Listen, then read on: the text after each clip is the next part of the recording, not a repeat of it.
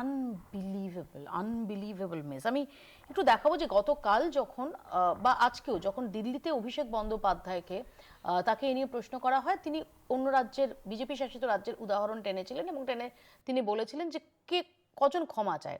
কলকাতায় আসার পর একই সঙ্গে তিনি পুলিশ প্রশাসনের ভূমিকা তার সমালোচনা করলেন এবং একই সঙ্গে খুব তাৎপর্যপূর্ণভাবে তার বক্তব্য যে কিছু জনের আধিক্যতা, ওয়ার্ডটা অত্যন্ত স্ট্রং ওয়ার্ড, কিছু জনের আধিক্যতা অতি উৎসাহের জন্য মেসিকে এসেও মানুষ দেখতে পেলেন না, যারা কষ্টের টাকা জমিয়েছিলেন তাদের জবাবদিহি করতে হবে। শুনুন কি বলেছেন।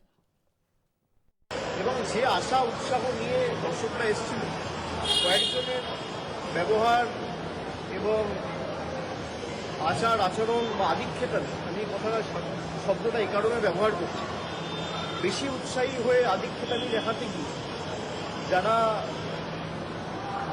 সমর্থকদের বা ফ্যানদের অনেক কষ্টে মানুষ টিকিট কেটে এসছে, যারা নিরাশ করেছে তাদের জবাবদিহি করতে হবে। এবং উদ্যোক্তারা নিশ্চিতভাবে দায়ী, তার কারণ সেখানে যে অনুষ্ঠানগুলো হওয়ার কথা ছিল কোনোটাই হয়নি এবং নির্ধারিত বা নির্দিষ্ট সময়ের অনেক আগেই তিনি এয়ারপোর্টে ফিরে অন্য রাজ্যের উদ্দেশ্যে রওনা দিয়েছেন।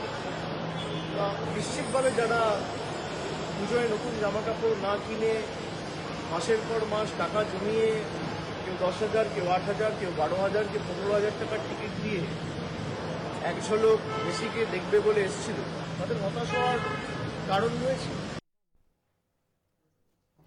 আমি এখানেই প্রদীপ্তর কাছে আসবো। প্রদীপ্ত, এই বক্তব্যটা তো স্ট্রং বক্তব্য যে যারা আধিক্যতা হতে এবং যারা পুজোর জামা কাপড় না কিনে, যারা মাসের পর মাস টাকা জমিয়ে জাস্ট এক ঝলক দেখতে এসেছিলেন মেসিকে, তাদের স্বপ্ন ভঙ্গ হয়েছে, তাদের জবাবদিহি করতে হবে। অত্যন্ত তাৎপর্যপূর্ণ, কারণ ওই সময় মেসির চারপাশে কারা ছিলেন সেটা সমস্ত ভিডিওতেই দেখা যাচ্ছে। দিদি, এইখানেই আমার উত্তেজনার কারণটা ছিল যে আমাদের মাননীয় মুখ্যমন্ত্রী যেমন 1 ঘন্টার মধ্যে ক্ষমা চেয়েছেন, গতকাল রাত্রিবেলাতেও যেমন অভিষেক ব্যানার্জি আমাদের নেতা বলেছেন, আজকেও তিনি একই বক্তব্য দিয়েছেন এবং আমাদের মুখপাত্র, আমাদের সাধারণ সম্পাদক কুণাল ঘোষও সেদিনকে তার বক্তব্য পরিষ্কারভাবে রেখেছেন। আমাদের ক্রীড়ামন্ত্রী পদত্যাগ করেছেন এবং বিভিন্ন ব্যবস্থাপনা হয়েছে পুলিশ আধিকারিকদের বিরুদ্ধে। এটা প্রুফ করছে যে আমরা খুব পরিষ্কারভাবে, যেরকম জ্যোতি বললো যে আমরা ঘটনার দিক অন্যদিকে নিয়ে যাচ্ছিলাম, না, তাহলে 1 ঘন্টার মধ্যে মাননীয় মুখ্যমন্ত্রী তার পোস্ট করতেন না, তার বক্তব্য জানাতেন না। এবং আমরা খুব পরিষ্কারভাবে বলছি যে আমরা যেমন লজ্জিত এবং আমরা দায়বদ্ধ মানুষের কাছে, আমরা কথা ঘুরপেচ করছি না, যে মানুষরা দীর্ঘদিন জমিয়ে টাকা জমিয়ে এত গরিব মানুষরাও এর মধ্যে আছেন। মেসির যে আবেগ পশ্চিমবঙ্গে, Argentina Brazil, Mohun Bagan East Bengal, বাঙাল ঘটি, এই যে ডিবেট পশ্চিমবঙ্গে, সেই পশ্চিমবঙ্গের যে আবেগের সঙ্গে আর্জেন্টিনা জড়িয়ে রয়েছে এবং সেইখানে মেসি স্বাভাবিক গোট, মানে গ্রেটেস্ট অফ অল টাইম, যখন তিনি আসছেন তার সঙ্গে সঙ্গে মানুষের আবেগ, এই দুটোর সামঞ্জস্য বিধানের যে দায়বদ্ধতা সেটা আমাদের আছে এবং আছে বলেই আমরা দায় নিচ্ছি, আমরা দায় ঝেড়ে ফেলছি না, আমরা উত্তর দিচ্ছি।